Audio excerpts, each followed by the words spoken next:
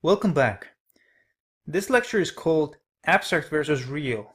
So in this lecture, I'm going to try to make some connections in between realistic examples and the abstract mathematical world. So in our last lecture, we had this airplane example where we had a relationship between time and distance. That function illustrated how distance depends on time, how those two variables, how they relate to each other. However, is it the only way how distance can depend on time? Of course not. There are an infinite amount of ways how one variable can depend on another variable. For example, the distance of the airplane can depend on time like this. Distance equals 1 plus time squared. So pause the video now and just graph how distance depends on time. How would the graph look like? So you can take time and distance, and for the time you can take 0, 0 0.5, 1, 1.5, and 2, and just see what you get.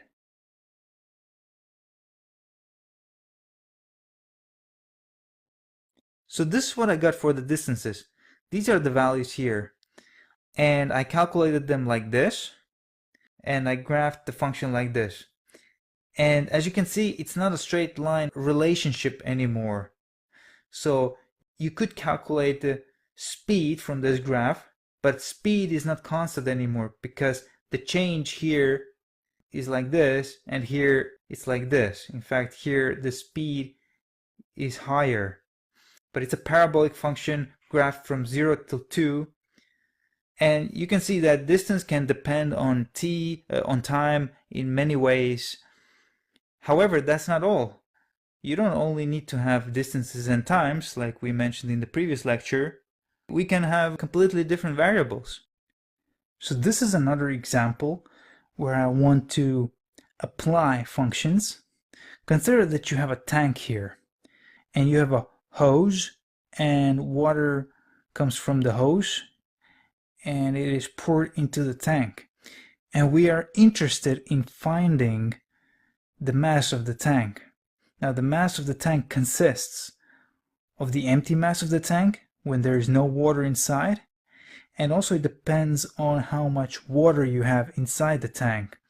So the way we would use functions here, we would say that the total mass of the tank would equal the empty mass plus the change of mass of the tank with respect to the volume of water.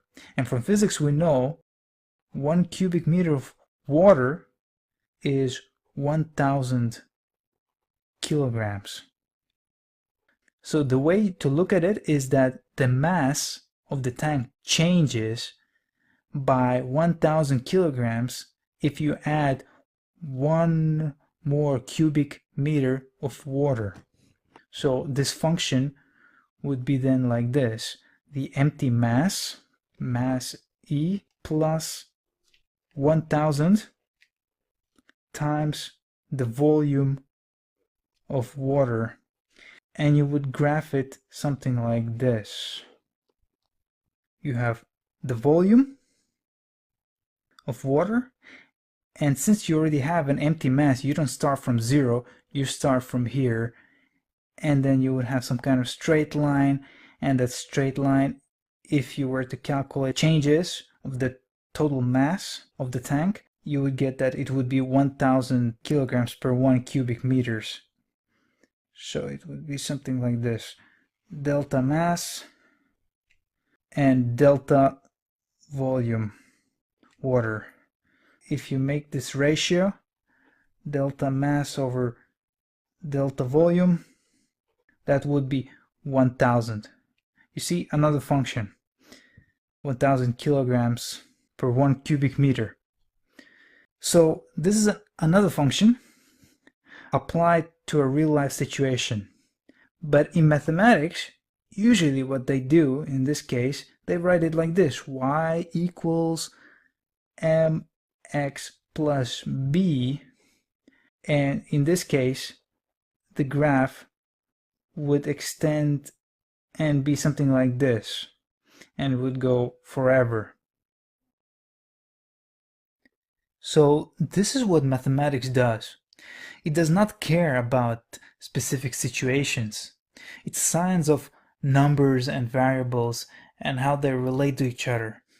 It explores the relationships between them and creates tools that other engineers and scientists can use for their own specific situations. So, for example, in our airplane example, in the last lecture, we would take this linear function, which is this one, and we would apply it to that specific example. On the other hand, if you're a civil engineer and your task is to design a tank, then you would apply this function to your specific situation.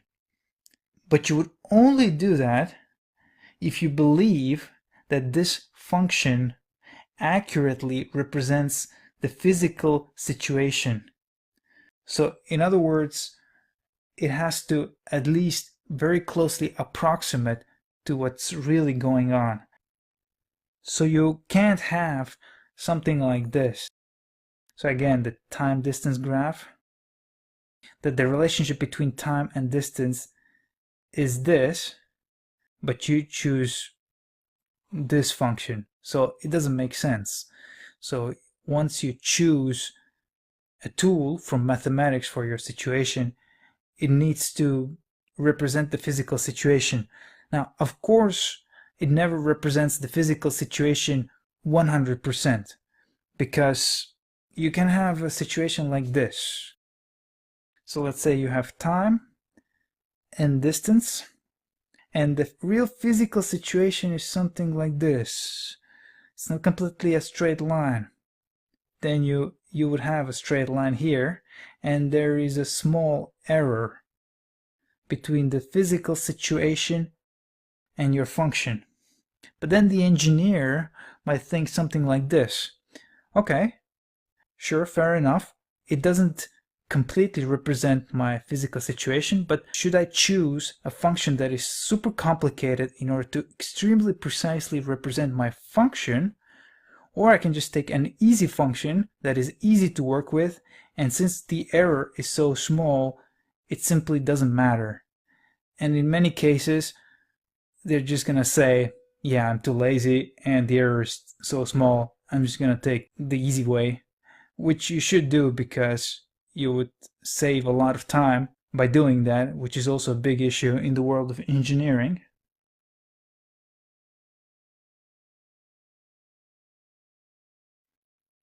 In fact, you can have really bizarre functions that only exist in mathematics but never in the physical world. For example, we have this function, y equals 1 over x. If I graph it and I put x here and y here, these are the positive sides and these are the negative sides. So my graph would look something like this. And these lines, they would go to infinity. They would go to plus infinity here and minus infinity here. Now, I don't know what in real world is infinity. Maybe you can approximate something with infinity if something is very big. Let's say universe is very big, and then you can approximate it with a function that goes to infinity. But an even more bizarre concept is minus infinity. I don't know what can be minus infinity in real life. But again, mathematics doesn't care about it, and it's not its job. It just investigates how variables relate to each other. And then you, as an engineer or as a scientist, you choose, and you have to be skillful enough to choose what you take from this immense bag of knowledge.